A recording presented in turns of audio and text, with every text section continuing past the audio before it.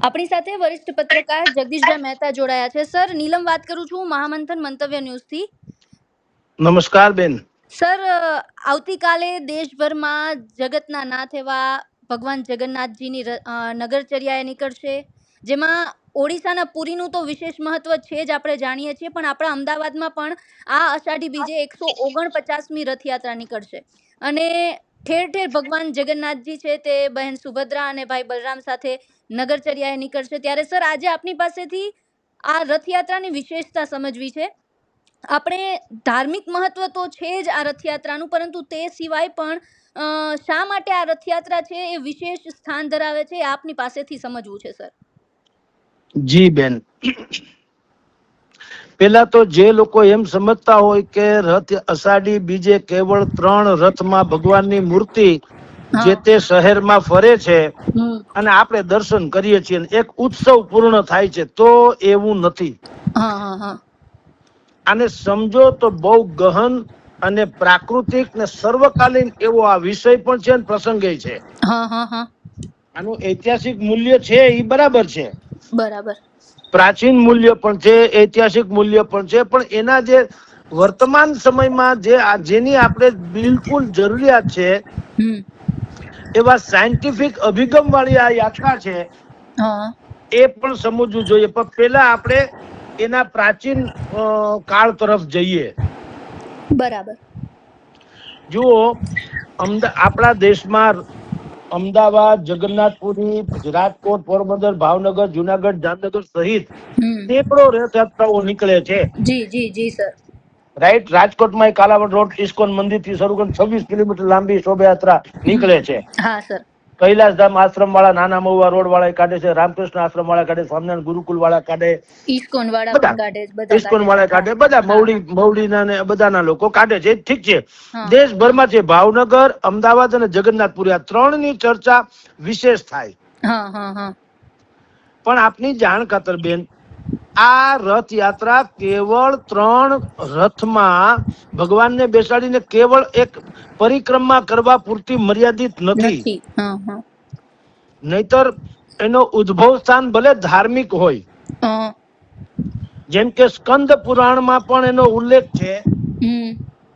સ્કંદ પુરાણમાં ઉત્કલ ખંડમાં પરસોત્તમ મહાત્મ્ય છે, એમાં રાજા ઇન્દ્ર પ્રદ્યુમ્નની કથા છે કે સમુદ્રમાંથી પવિત્ર લાકડું, ઓરિસ્સામાં રહેતા રાજા, એમને સમુદ્રમાંથી એમ કે પવિત્ર લાકડું મળશે અને એ લાકડામાંથી તમે ભગવાનની મૂર્તિ કંડારો.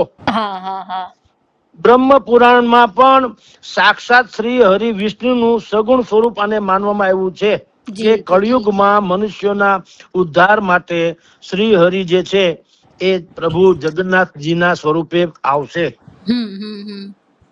શ્રીમદ ભાગવતમાં શ્રી કૃષ્ણ સ્વધામ પધારાનો જયારે ઉલ્લેખ છે ત્યારે એમાં લખ્યું કે ભૌતિક શરીર એ સંપૂર્ણપણે એમ કે નાશ નતું પામ્યું, પણ એનું એક હૃદય જેને બ્રહ્મ પદાર્થ કહેવામાં આવે છે, એનો અંશ એટલે હૃદયનો અંશ જેને બ્રહ્મ પદાર્થ કહે છે, એ એમનેમ રહ્યું હતું, જે પછીથી જગન્નાથજીના હૃદયમાં મૂકવામાં આવ્યું, ધબકે છે. આજની તારીખે જગન્નાથનું જે મૂળ જગન્નાથપુરીમાં ઓરિસ્સામાં જ્યાં આ કાર્યક્રમ આપણે રથયાત્રાનો થાય છે,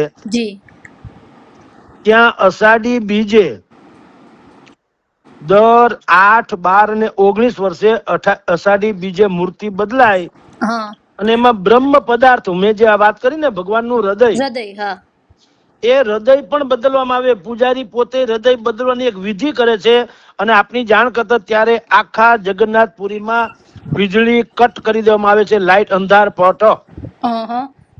હા. અચ્છા, એની પાછળનું કારણ શું સર? એટલા માટે કે ભગવાનનું હૃદય જે છે એ બદલાવે, એ એક જાતની ઓપન હાર્ટ સર્જરી જેવું છે. અચ્છા. તો એમાં કોઈનું પણ ડિસ્ટર્બન્સ ન ચાલે ને, એટલે હૃદયનું ઓપન હાર્ટ સર્જરી, ભગવાનની મૂર્તિમાં હૃદયનું આરોપણ કરવું છે. બરાબર. હા, એટલે એ વિધિ આજે પણ ત્યાં કરવામાં આવે છે.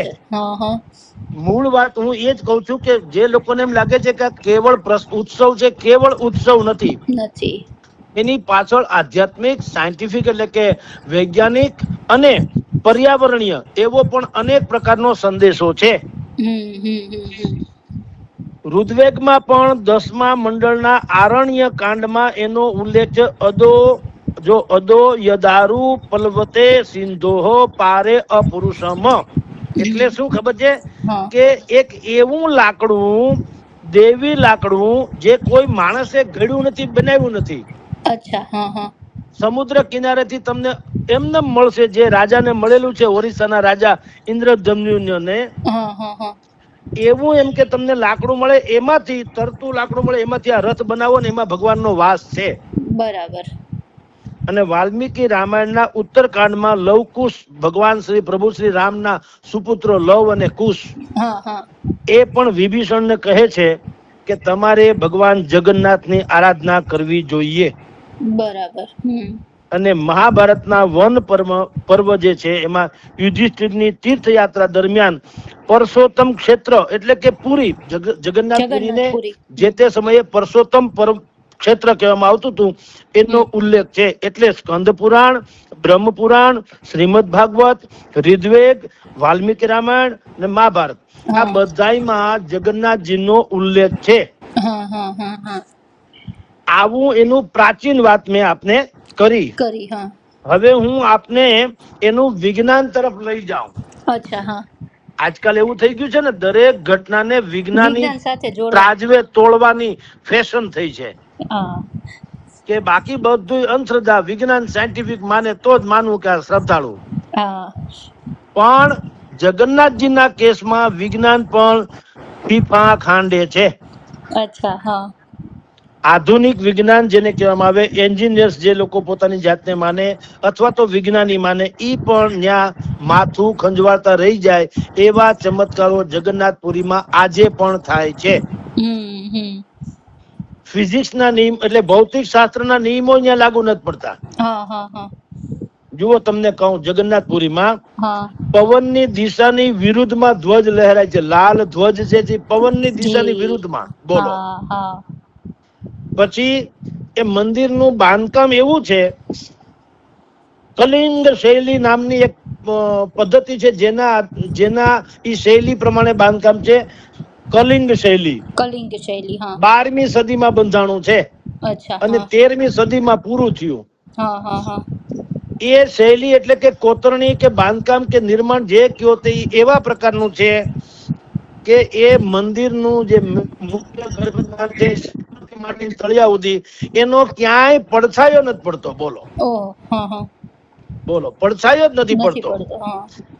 ત્રીજું, સામાન્ય રીતે બેન શું હોય છે કે દિવસે છે ને દરિયા તરફથી જમીન તરફ પવન આવે અને સાંજે જમીનથી દરિયા તરફ જાય.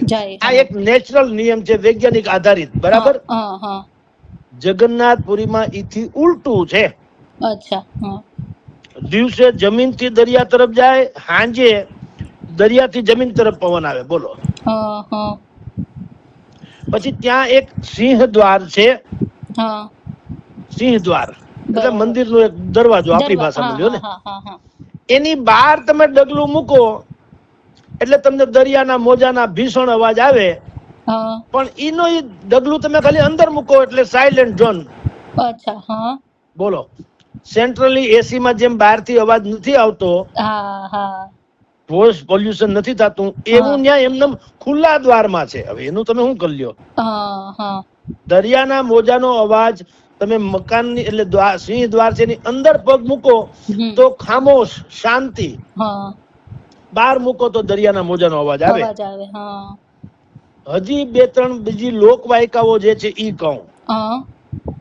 ત્યાં જે પ્રસાદ બનાવવામાં આવે છે લાખો ભક્તો માટે, એમાં માટીના 7 હાંડલા મૂકવામાં આવે. 7 ઉપરા ઉપરી 7. બરાબર. એક બીજા ઉપર, ચૂલા ઉપર. હવે સામાન્ય નિયમ પ્રમાણે સૌથી નીચેનું જે હોય, ચૂલાની ઉપરનું સૌથી પહેલું, એમાં સૌથી પહેલા પાકવા જોઈએ ને ભાત કે જે કઈ સામગ્રી હોય તે. અહીંયા ઊંધું છે. સૌથી પહેલા ઉપરનો આ ભાગનું જે માટલું છે એનો પ્રસાદ સૌથી પહેલા પાકે. અને નીચેનું હાંડલું છે એનું સૌથી છેલ્લે પાકે. બોલો. અને પ્રસાદ ગંગા નદીના પાણી જેવો છે, ક્યારેય ખૂટે નહીં, બગડે નહીં. અચ્છા. અને હજી એક બે કહું તમને, ન્યાના જે શિખર ઉપર અષ્ટધાતુનું એક સુદર્શન ચક્ર બનાવેલું છે. હા હા હા. હવે ઈ સુદર્શન એને નીલ ચક્ર પણ કહેવાય છે. હા. ઈ એવું ચક્ર છે, તમે આખા જગન્નાથપુરીમાં કોઈ પણ સ્થળેથી તમે જુઓ, તમને એમ લાગે કે તમારી સામે જ આ ચક્ર છે, એનું મુખારબિંદ તમારી સામે છે. અચ્છા અચ્છા. હા હા. દરેકને એમ લાગે, તમે પૂર્વ દિશામાં જુઓ ને હું પશ્ચિમ દિશામાં હોઉં, મને લાગે કે મુખારબિંદ જે છે મારી સામે છે, તમે લાગે તમારી સામે છે. અને ન્યા છેલ્લા 800 વર્ષથી એક પ્રકારની પ્રથા છે કે પૂજારી રોજ સાંજે કોઈ પણ પ્રકારની સુરક્ષા વગર 45 માળ ઊંચી દિવાલ જે છે એની ઉપર જઈ અને આ ધ્વજ જે છે ની રોજે રોજ બદલાવે છે. અચ્છા. કોઈ પણ સુરક્ષાના વિશેષ કોઈ પણ ઉપકરણો રાખ્યા વગર.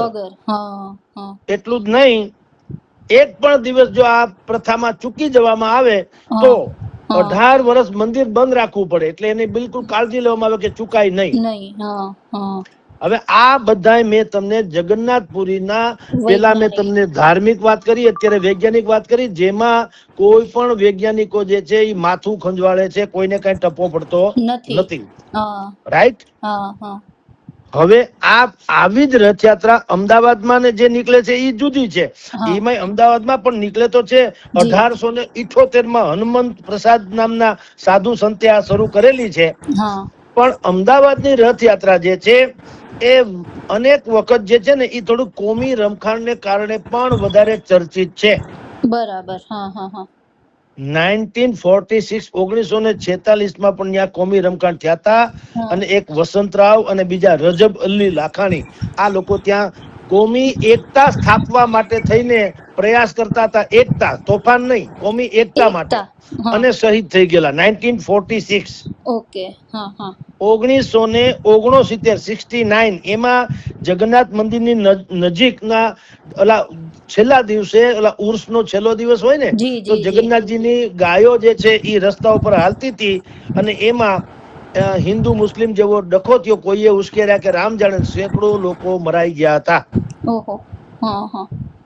1985માં જયારે અનામત આંદોલન ચાલતું હતું ત્યારે રથયાત્રાની મનાઈ ફરવામાં આવી હતી કે ભાઈ આ વખતે રથયાત્રા કાઢતા નહીં, અનામત આંદોલન છે, બહુ ડખે ચડી ગયું છે, આમને તેમ.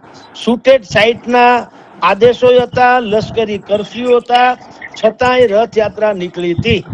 બરાબર. અને એ રથયાત્રા બધા જ દૈનિકોમાં, જે તે સમયના દૈનિકોની હેડલાઇન બની હતી. અને 1993 અયોધ્યાના વિવાદાસ્પદ ઢાંચાને તોડી પાડવામાં આવ્યો ત્યારે એમ લાગતું હતું કે અમદાવાદની રથયાત્રા ઉપર કોઈ કાંકરી ચાળો થાય એટલે રથને બુલેટ પ્રૂફ કાચથી કવચ આપવામાં આવ્યું હતું. સીસીટીવી ને ડ્રોન ને જીપીએસ સિસ્ટમ આ તેની બધું હવે રોજનું ને રૂટીન થઈ ગયું.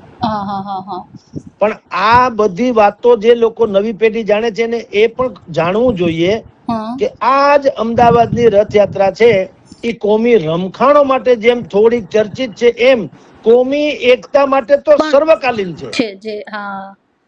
જુઓ, એનો રથના દોરડા જે હોય છે ને ખેંચે છે કોણ? ખલાસી લોકો, વર્ષોથી પરંપરા. ખલાસી એટલે ખારવા, આમ જુઓ તો ખલાસી લોકો. પણ રથને બનાવવામાં કારીગરી જે છે એ કોની છે? મુસ્લિમ લોકોની. બોલો, એટલે મુસ્લિમો અને ખારવા લોકો જે છે એનો પણ આમાં યોગદાન છે. ખારવા તો ખેર આપણા બંધુઓ છે, પણ આમાં હિન્દુ મુસ્લિમ ન થાય એટલે એ રથને બનાવવામાં પણ જે મુસ્લિમ કારીગરો પોતાનું યોગદાન આપે છે. એટલું જ નહીં, દરિયાપુર, કાલુપુર, જમાલપુર, શાહપુર આ બધા જે મુસ્લિમ બહુલ્ય વિસ્તારો છે ત્યાં કઈ ડખો ન થાય એટલે મુસ્લિમ સમાજના જ આગેવાનો ત્યાં જે મહંત શ્રી હોય એને સૂતરની આંટી પહેરાવે, ચાંદીની ગદા ભેટ આપે, એનું સન્માન કરે વગેરે વગેરે. એટલે કોમી એકતા માટે પણ અહીંયા અમદાવાદની રથયાત્રાને હવે આપણે જાણવી જોઈએ. તો મેં તમને એનું પ્રાચીન, વૈજ્ઞાનિક અને સર્વકાલીન એટલે વર્તમાન જે સ્થિતિ છે એનું તમને મેં વર્ણન કર્યું.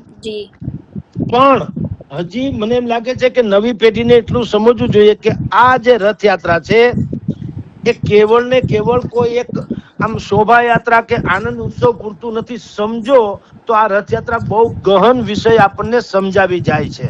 હા હા હા. જુઓ, કઠોપનિષદ જેને વાંચ્યું હોય, કઠોપનિષદ, કઠોપનિષદ. હા, એમાં માનવ શરીર જે દેહ હોય ને હા એને રથની ઉપમા આપવામાં આવી છે હા હા. કે આ શરીર રૂપી તમારો રથ છે. એમાં લખ્યું છે આત્મનમ રથિનમ વૃદ્ધિ શરીમમ રથમેવતુ. હા એટલે કે આપણું શરીર જે છે એ રથ રૂપી શરીર છે. હા. બુદ્ધિ રૂપી એનો સારથી કોણ છે? બુદ્ધિ. બુદ્ધિ. એટલે શરીર રૂપી રથનો રથનો બુદ્ધિ એનો બુદ્ધિ રૂપી સારથી. સારથી છે. મન રૂપી લગામ છે. હા હા હા. કારણ કે મન ઈચ્છાનું કેન્દ્ર, એપી સેન્ટર છે મન. મન. હા. જો ત્યાં લગામનું કામ કરવામાં આવે તો બહેતરીન કામ થાય. ઇન્દ્રિયો એ જે અશ્વ સમાન છે. હા હા હા.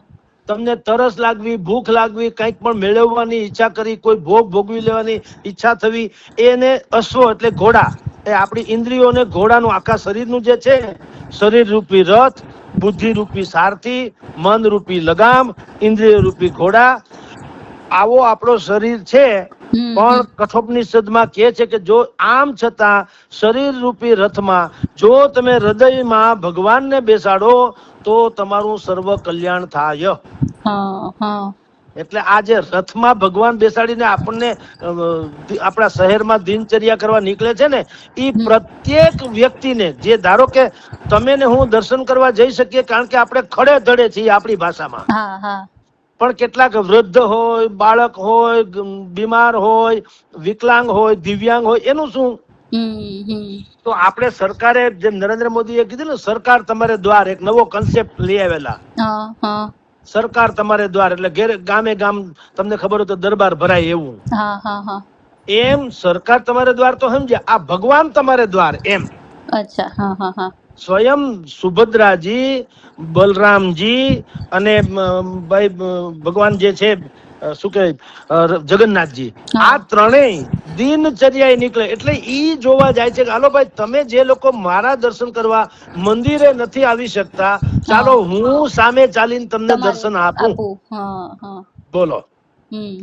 અને બીજું, હવે આ ત્રણ વાતો થઈ. હવે આનું એક વૈજ્ઞાનિક અભિગમ પણ, ભૌતિક, વૈજ્ઞાનિક અને પર્યાવરણિક, ઈ પણ બહુ જાણવા જેવો છે આ રથયાત્રાનો. હા હા. આમાં એવું છે, અષાઢી બીજે આ થાય છે. જી જી જી સર.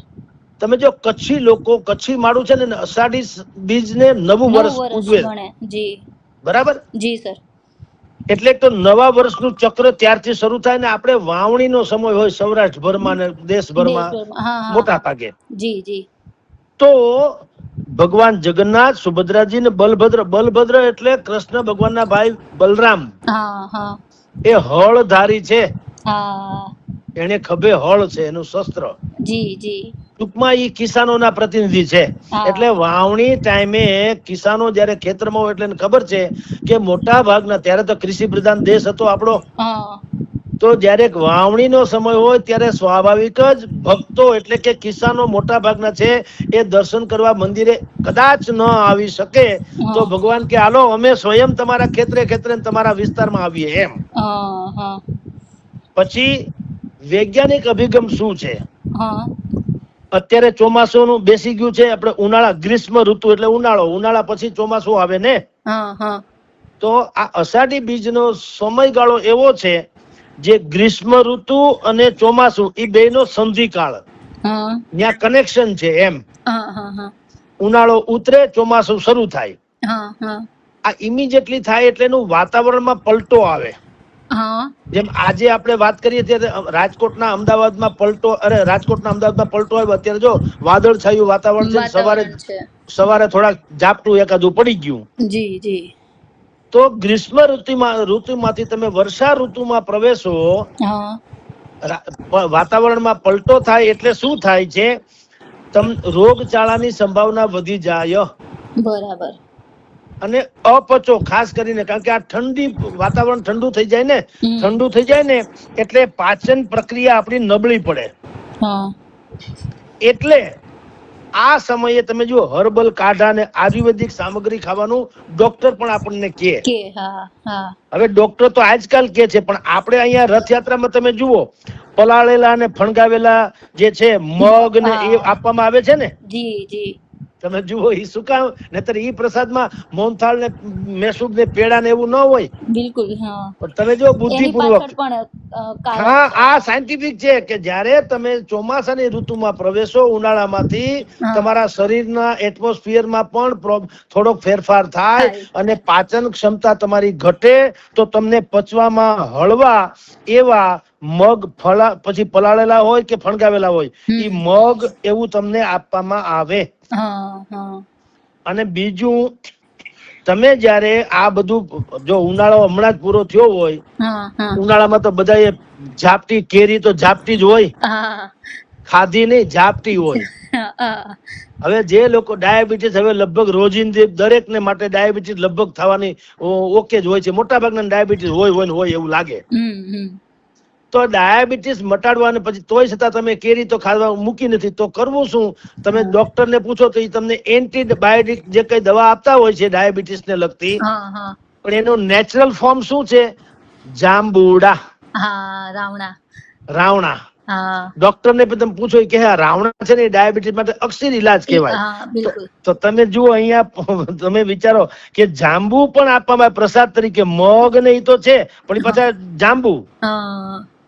એટલે દરેક પ્રસાદ પાછળ એક સાયન્ટિફિક રીઝન છે. સાહેબ દરેક પ્રસાદ તો છોડો બેન, હકીકતે આપણા પ્રત્યેક પર્વ, એની પ્રથા પરંપરા, એની પાછળ બિલકુલ સાયન્ટિફિક એક રીઝન છે. પણ જે તે સમયે એને આમાં વૈજ્ઞાનિક સાથેદારી શું કામ કરવામાં ન આવી ખબર છે? કારણ કે ત્યારે ધર્મ પ્રેમી જનતા હતી, ભણેલી નથી, ધર્માભિમુખ એટલે કે બિલકુલ શ્રદ્ધાળુ લોકો હતા. એટલે એને ઈ પરિભાષામાં કીધું, તર્ક જોતા નહોતા એમ. હા, તર્ક નતો જોતા, એટલે એને ધાર્મિક રીતે સમજાવવામાં આવ્યું કે ભાઈ આ જે છે તમે પ્રસાદ તરીકે લઈ લ્યો, કોઈ એમાં માથાકૂટ ન કરે. શું કામ? કે ભાઈ પ્રસાદ છે. પણ પ્રસાદના બાને તમે જાંબુ ખાઓ તો ઉનાળાની કેરી બહુ ખાધી હોય, ડાયાબિટીસ જે છે વધી જાય, તો આજના જેવી ત્યારે વ્યવસ્થા નહોતી માપી કાઢવીને તમને દવા આપવાની. જાંબુડો ખાવ એટલે વાત થાય પૂરી. બરાબર. અને આ જે રથ બનાવવામાં આવે લાકડાનો શું કામ? નહીં તો એક વખત સોનાનો બનાવી નાખે કે સ્ટીલનો બનાવી નાખે, ચાંદીનો બનાવી નાખે, ડખો ન પતે. પણ નહીં, પ્રતિ વર્ષ લાકડામાંથી બનાવવામાં આવે છે. એનું કારણ એવું છે કે આ લાકડું પાછું કયું મેં તમને કીધું, ઇતિહાસ ભૂગોળ જે આપણો છે આમાં પ્રાચીન પરંપરા કે ઓરિસ્સાના રાજાને સ્વપ્નમાં આવ્યા ભગવાન કે સમુદ્રમાંથી તરતું લાકડું તમને મળશે, એમાંથી જ આ રથ બનાવવાનો. અર્થાત તમારે પર્યાવરણનું જતન કરવાનું છે, કાપવાનું નથી. અને તમે જો એનું જતન કરશો તો તમારા શરીર રૂપી રથને પણ કોઈ અટકાવી શકશે નહીં. એટલે લાકડાનો રથ બનાવવાનો. અને એનાથી પણ આગળ તમે જુઓ પહિંદ વિધિ એટલે જે સોનાની સાવરણીથી કચરો સાફ કરે ને, આપણે નરેન્દ્ર મોદી કરતા, એની પહેલાના મુખ્યમંત્રી પણ કરતા, અત્યારે ભાઈ ભૂપેન્દ્રભાઈ પટેલ થી માંડીને હર્ષ સંઘવીજી પણ કરે છે. અને અહીંયા આપણે રાજકોટમાં છે તો રાજકોટના રાજવી પરિવાર જે છે એના દ્વારા થાય છે. બરાબર. એ શું સૂચવે છે ઈ કહું. ઈ એવું સૂચવે છે કે ભગવાનના ઘર ની એટલે ભગવાનની સામે સર્વ ધર્મ સમાન, એમ બધા સમાન છે, કોઈ વીઆઈપી નથી. મુખ્યમંત્રી હોય તોય ભગવાનને ત્યાં એ સાવરણી લઈને સાફ કરે કચરો, ભલે પ્રતિકાત્મક તો પ્રતિકાત્મક, પણ ઈશ્વરના ઘર આગળ કોઈ વીઆઈપી નથી. અને બધા રથના દોરડાને આ જે ખલાસી મેં કીધું એ લોકો રથના દોરડા ખેંચે, અને ભાવનગર થી માંડી અને રાજકોટ સુધીમાં તમે જો લોકો દોરડા ખેંચે છે બધાય. અને બધાય પાછા એને હાથ આપવા એક પછી એક દોરડા ખેંચીને, ધારો કે હું 2-3-25 ફૂટ સુધી મેં ખેંચ્યું હોય અને તમે આગળ હાલતા હો તો તમને એમ થાય કે હું દોરડા ખેંચવાનો લાહવો લઉં. એ શું છે? એ શું છે ખબર બેન? હા. એ રથના દોરડા લોકો ખેંચે એનો અર્થ આપણી ભાષામાં અને આજની ભાષામાં સમજવું હોય તો સબકા સાથ, સબકા સબકા વિકાસ. પ્રયાસ, સબકા વિકાસ, સબકા વિશ્વાસ. હા હા હા પરમાત્મામાં એટલે પરમાત્મા પછી કોઈ પણ સ્વરૂપે આ જગન્નાથ છે. મુસ્લિમ સમાજ અલ્લાહ ઈશ્વરને અલ્લાહને માનતા હોય તો એ છે. હા ક્રિશ્ચન થી માંડીને એ લોકો જયારે ચર્ચમાં એને માનતા હોય તો એ છે ઈસુ ખ્રિસ્તને. હા. જે ભગવાનને માનતા, ટૂંકમાં તમને જો ઈશ્વરમાં શ્રદ્ધા હોય અને બધા જ સમિલિત થઈને બધા ભેગા થઈને આ શરીર રૂપી રથ એટલે કે પરમાત્માનો રથ તમે ખેંચો તો સબકા પ્રયાસ, સબકા વિશ્વાસ, તો પછી સબકા સાથ અને સબકા વિકાસ. વિકાસ. હા હા આમ આ રથયાત્રાને જે લોકો કેવળ, અને તમે જુઓ રથયાત્રા બહુ ધીમે ધીમે જાતી હોય. તમે જુઓ બહુ મારંવાર ભગાડી નથી મૂકવામાં આવતી. આપણે રાજકોટમાં 26 કિલોમીટર લાંબી રથયાત્રા નીકળવાની છે, પણ સવારે 8 વાગે કાલે નીકળશે, સાંજે નિજ મંદિરે પરત ફરવાના. હા હા હા. તો એ શું, ઈ પણ એવું છે. કારણ કે રથયાત્રા ભગવાન તમારે ઘરે આવે છે તો દરેક ને એવી જીજીવિષા પણ હોય ને કે હું ધરાઈને ભગવાનના દર્શન કરું, અલપ જલપ નહીં. અત્યારે શું થયું કળિયુગમાં તમે જુઓ છો બેન, અત્યારે મહાન મોટા મોટા મંદિરો છે, સોમનાથ થી માંડીને પાવાગઢ થી માંડીને તમે મહાકાલ થી માંડીને અયોધ્યાના રામ મંદિર સુધી લાખો લોકોની લાઈન હોય. તમે અહીંથી અયોધ્યા કે અહીંથી મહાકાલ જાઓ કે અહીંથી તમે પાવાગઢ જાઓ કે અહીંથી તમે સોમનાથ જાઓ, ક્યાંક દેશભરમાંથી કેટલો દિવસોનું ટ્રાવેલિંગ કરીને લોકો જાય, કેટલું આયોજન કરીને જાય, કલાકો સુધી લાઈનમાં ઉભે, પણ ત્યાં દર્શન કરવા જાવ એટલે હાલો ભાઈ હાલો, હાલો ભાઈ જલ્દી કરો, જલ્દી એમ કે ને, ઝપટ કરો. તમારે માંડ અલપ જલપ 2-3 મિનિટ દર્શન થાય, કારણ કે પાછળ લાંબી લાઈન હોય. બરાબર છે. એટલે રથને ધીમે ધીમે હંકાવવામાં આવે. તમને એક પંક્તિ હું ગુનગુનાવીને, આપણો અવાજ કે રાગ હારો નથી, ભલે આપણા શ્રોતાઓ સહન કરી લે, પણ બેન તમે સરગમ ફિલ્મમાં આવું આને લગતું એક ગીત છે કે ધીરે ચલા રથ કો રથવાલે તો હે ખબર ક્યા ઓ ભોલ ભાલે एक बार देखे जीना भरेगा 100 बार देखे फिर जी कहेगा व्याकुल बड़े हैं कब से खड़े हैं दर्शन के प्यासी सब नर नारी राम जी की निकली सवारी राम जी की લીલા હે ન્યારી. આ શબ્દો બેન જે છે, આપણો અવાજ મેં કીધું ને એ લોકો સહન કરી લે, પણ મૂળ મારે કહેવાનો આશય બેન એ છે કે રથને ધીમે ધીમે લઈ જાય એટલે જે દર્શનાર્થીઓ જે છે, જે મંદિર સુધી નથી જઈ શકતા, અબાલ વૃદ્ધ બહુ બીમાર સહિત અશક્ત કે દિવ્યાંગ લોકો, આ લોકોને જો ભગવાનનો રથ ધીરે ધીરે જાતો હોય તો એ આરામથી દર્શન કરી શકે. એટલે આ રથયાત્રા વિશે સામાન્ય રીતે જે લોકોને બહુ ગુઢાર્થ ખબર નથી, એનું તમે આજે મને તો લાગ્યું બહુ સારો વિષય બેન તમે ચોઈસ કર્યો. અને કારણ કે આવતીકાલે જ આ રથયાત્રા છે. વૈષ્ણવો જે છે એ પણ એ કૃષ્ણ અને વિષ્ણુનું સ્વરૂપ પણ માને છે. શિવમાં જે માનતા, શિવમાં ભૈરવનું સ્વરૂપ, જગન્નાથજી મંદિર છે તો ત્યાં ભૈરવ સ્વરૂપે પણ છે. બૌદ્ધ લોકો તો એવું માને છે કે બુદ્ધના 9મા અવતાર જે છે એ જે છે આ જગન્નાથજી છે. એટલે સર્વ રીતે તમે જુઓ તો કૃષ્ણ ભગવાનનું આ સ્વરૂપ, ભગવાન જગન્નાથનું સ્વરૂપ જે છે એ તમામ ધર્મ, તમામ વર્ગ, તમામ પ્રદેશ, તમામ લોકોને બિલકુલ નિજી પોતીકું લાગે અને સ્વયં ભગવાનનો સાક્ષાત્કાર શહેરોમાં થાય, યાત્રાઓ જ્યાં નીકળે છે ત્યાં, અને જનતાને દરબારમાં સ્વયં પરમાત્મા આવે છે. આવી બધી બાબતો છે. એટલે રથયાત્રાનું મૂલ્ય જો સમજીએ ને તો એના દર્શન કરવાની ઓર મજા આવે. એટલે આપે આ પસંદ મેં કીધું તેમ બહુ સારો ઓલો પસંદ કર્યો છે કે મૂળ બધા લોકો સામાન્ય રીતે નહીતર એમ સમજે છે કે જન્માષ્ટમીમાં કૃષ્ણ ભગવાનની શોભાયાત્રા નીકળે છે, એવી રીતે રથયાત્રા પણ નીકળે છે, તો નીકળતી હશે. પણ ના, એની પાછળના મેં આપને કીધું કે એક નહીં, એના તમે વૈજ્ઞાનિક, એના આધ્યાત્મિક, ભૌતિક, પર્યાવરણ, આ બધી જ રીતે, અને ધાર્મિક, આ બધી જ એનું અનન્ય મૂલ્ય છે. એ છે રથયાત્રા જગન્નાથજીની. જી સર. બિલકુલ બિલકુલ સર, અમારી સાથે જોડાયા, તમામ માહિતી આપી તે બદલ આપનો ખૂબ ખૂબ આભાર સર. જી નમસ્કાર બેન.